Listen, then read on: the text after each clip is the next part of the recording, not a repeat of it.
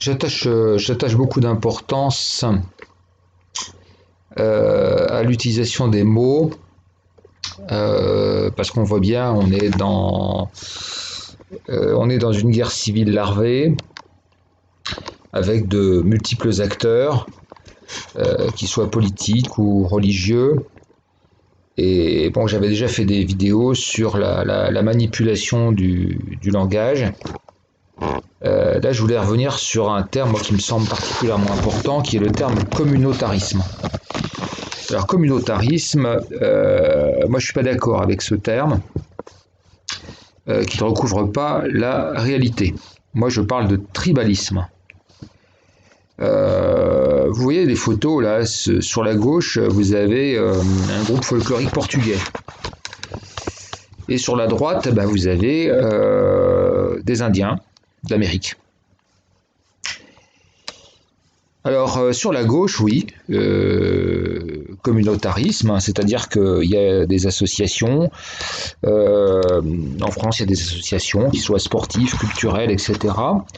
Et par exemple les Portugais, ils organisent des cours de portugais, ils organisent des fêtes, des activités culturelles portugaises, etc. Mais voilà, une fois qu'ils sont sortis de leur activité, ils redeviennent des citoyens comme les autres. Et vous n'entendez pas parler du vote portugais, vous n'entendez pas parler de discrimination anti-portugais, de ceci, de cela. Donc ils restent cantonnés dans la survivance et le maintien en vie de leur culture. Il n'y a pas d'action politique notamment. La tribu, qu'est-ce qui se passe? La tribu, les Indiens d'Amérique, c'est un bon exemple, puisque il y a eu effectivement une certaine reconnaissance des préjudices qui ont été faits, et donc il existe désormais des territoires tribaux, sur lesquels l'État fédéral américain a très peu de pouvoir. Ils ont leur propre police, leur propre justice. Ils sont organisés économiquement tel qu'ils le souhaitent, leur système fiscal, leur système de santé, etc. Donc là, on a une forme de reconstitution de la tribu, qui est une entité politique, sociale, juridique, etc. Alors, c'est pour ça que moi, je conteste absolument formellement la notion de communautarisme telle qu'elle est utilisée en France. Moi, je pense qu'il faut parler de tribalisme, et dans tout le domaine des communautés qui sont actuellement en train d'agir politiquement. À partir du moment où il y a une action politique, il y a tribalisme. Alors le tribalisme, ça inclut, pour être extrêmement clair, le fait que il y a une prise de défense automatique du membre de la tribu,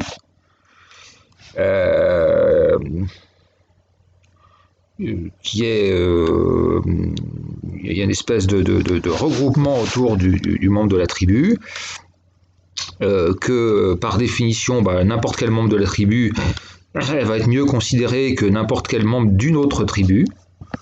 On pourrait dire que même à la limite, le pire membre de la tribu a plus d'importance que le meilleur citoyen du pays dans lequel on se trouve.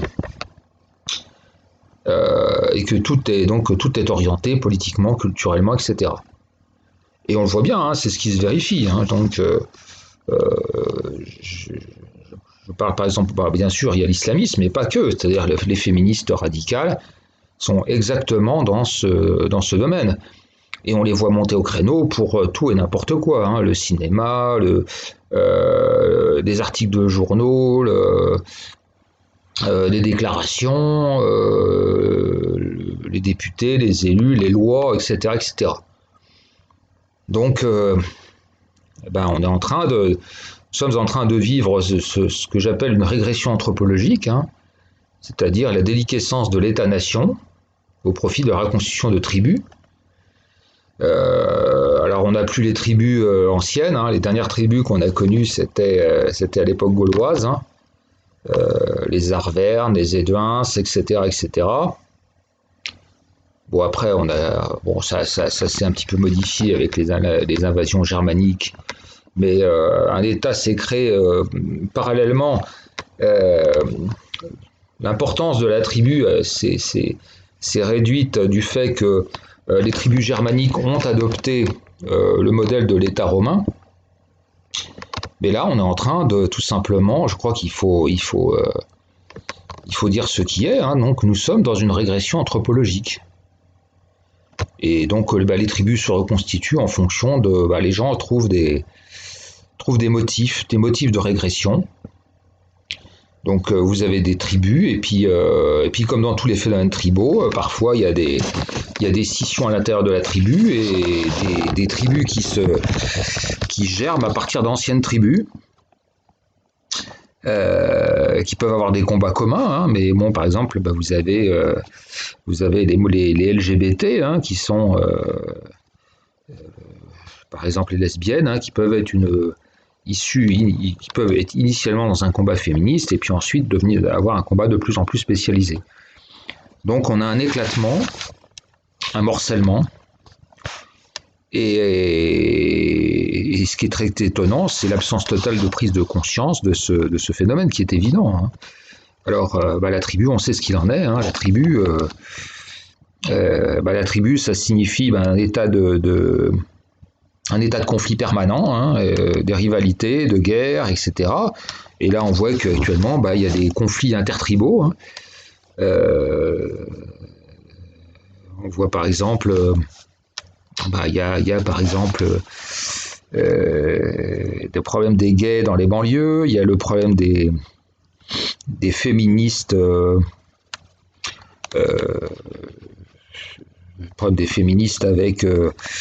avec là, notamment en ce qui concerne le film de Polanski, hein, donc avec la bourgeoisie juive du cinéma. Donc on en arrive à... On ne montre pas, mais des conflits qui sont en train de se nouer. Il y a des conflits dont on parle peu parce que c'est des conflits entre guillemets de pauvres, hein, qui se trament dans les banlieues. Donc vous avez le conflit, un conflit black maghrébin, dans un certain nombre de cas. Donc voilà à quoi on va aboutir. Et plus d'autres communautés qui sont en train d'arriver. Moi, je le vois bien, hein. Donc, on voit qu'il y a des tribus qui sont en train de se constituer, prendre de l'importance. Donc, les Sri Lankais, les Pakistanais, les Hindous, les Kosovars. Donc là, c'est en train de devenir... je crois qu'on est encore loin du compte. Et moi, ce qui m'étonne, c'est cette absence de prise de connaissance. Et je pense qu'il faut dénommer correctement les choses parce que c'est comme toujours, hein, c'est exactement comme un médecin. Si vous ne faites pas le bon diagnostic, vous n'apportez pas les bonnes solutions.